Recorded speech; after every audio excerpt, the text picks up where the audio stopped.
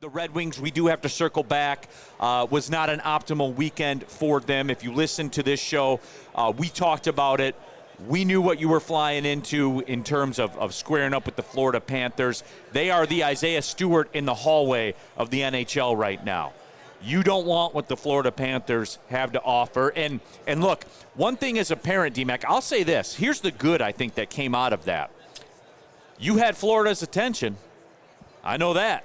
Yeah, no, definitely. But, Florida's that team that is right on the cusp of they got to be Stanley Cup. If they don't win the Cup, it's a massive disappointment. But it always has been. They were there Right. last year. This is their window and stuff like that. And you can see the way that they're built and the way that Paul Maurice, their coach, has them playing. It was I said this Thursday. That's why it was so imperative. The most disappointing part of the weekend is the fact that you didn't at least get a point out of that Islander game on Thursday.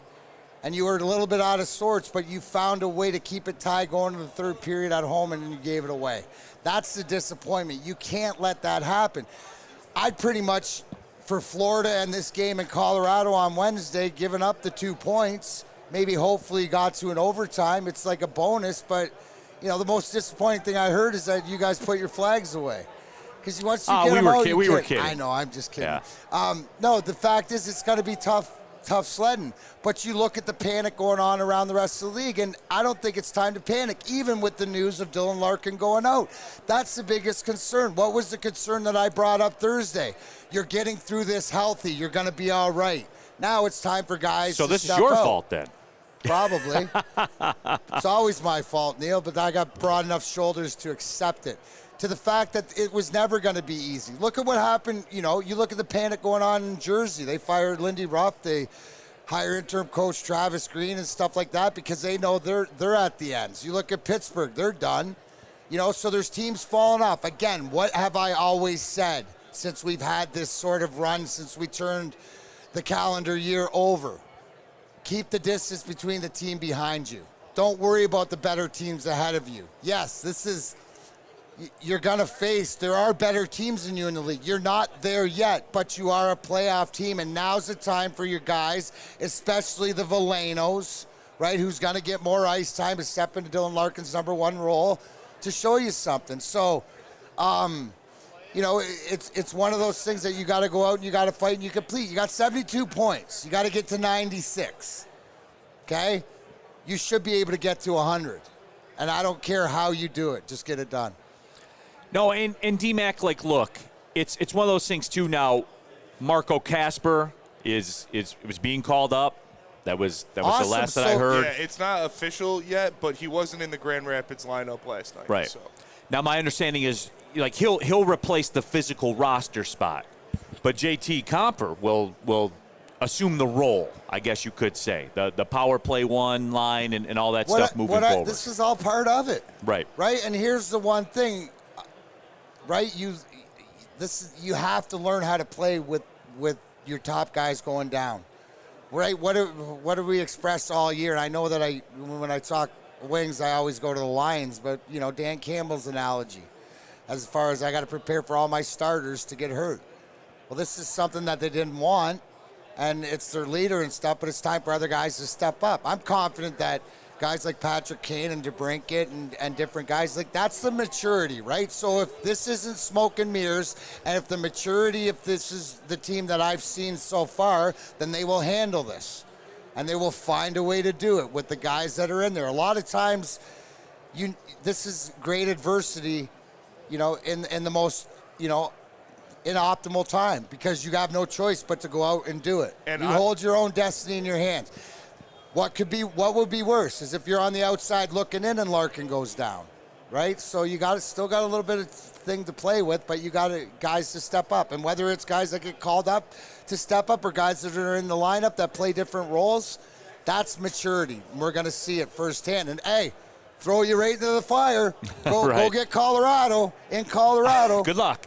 Spenny, what do you got? I was just going to say it's not the end of the world, I think, because, you have Colorado coming in as your next game, but in 4 of your next 6, you play the Yotes twice and you play the Sabres twice. Got to have it. So you should be able to beat those teams without Dylan Larkin. So Spenny, are we saying in the next? So you have Colorado, Yeah. and then Buffalo twice and Arizona twice. Yeah, in your next right? 6. In the next 6 games, yeah. So in your next 6 games, where there's 12 points available, you have to have 8. You have to have 8. Yeah. Right? 8, 9, 10's the bonus to keep pace. Well, the bottom we're line not is, trying to keep pace with the teams ahead of us. We're trying to outpace the teams behind us. and the bottom line is this: through all this, right, through Larkin being hurt, all of it, if you win the games you're supposed to win, i.e., when you play Buffalo, when you play the Coyotes, through the schedule.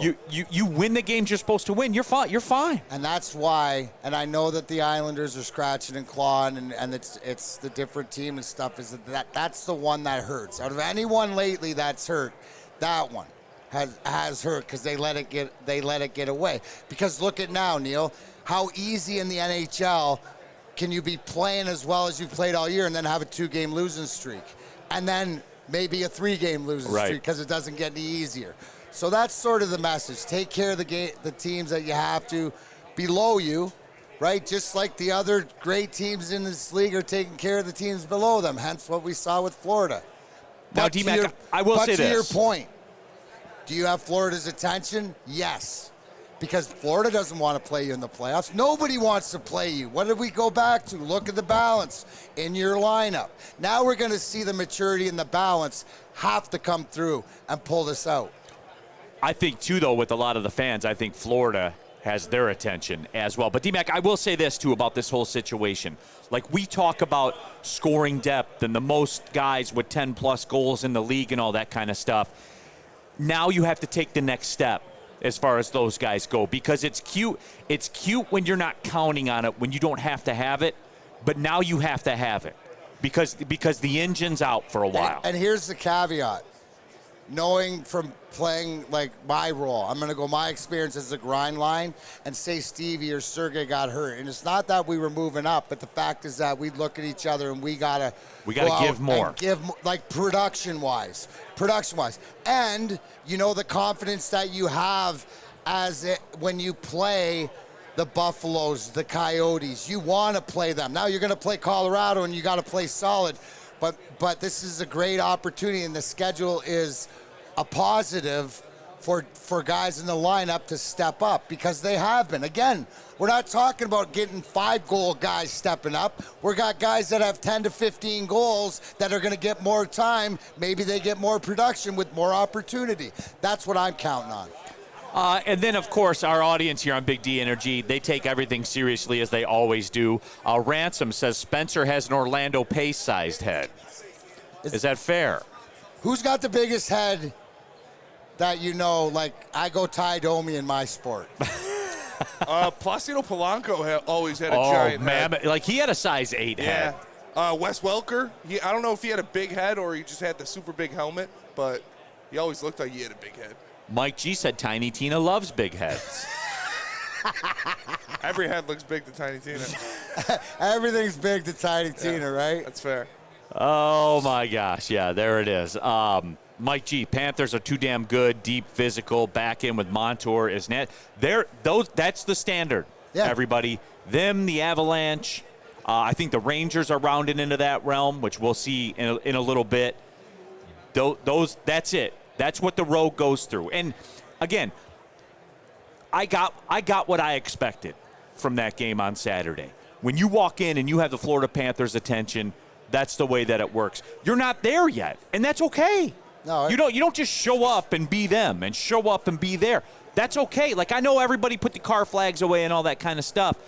But, again, to me, that shows you what the peak is. That's what the top is. Okay, and you've said this before, D-Mac, many, many times. When you guys were in the early 90s and coming up and going through heartbreak and stuff like that, you got to look at what you were up against. You sized it up, and you knew. No, you don't just show up and do it. Task at hand. And it's a challenge. And it's a challenge to everybody in this lineup when your captain goes out to step up a little bit harder. Guys, Emerald Eyes said we forgot Barry Bonds. His head's still growing. Yeah, that's fair. That is fair. Barry Bonds definitely had a noggin on him. No, he did, absolutely. Now, that one, it grew over time. But, a lot of people in that era of play. their head grew over time as well.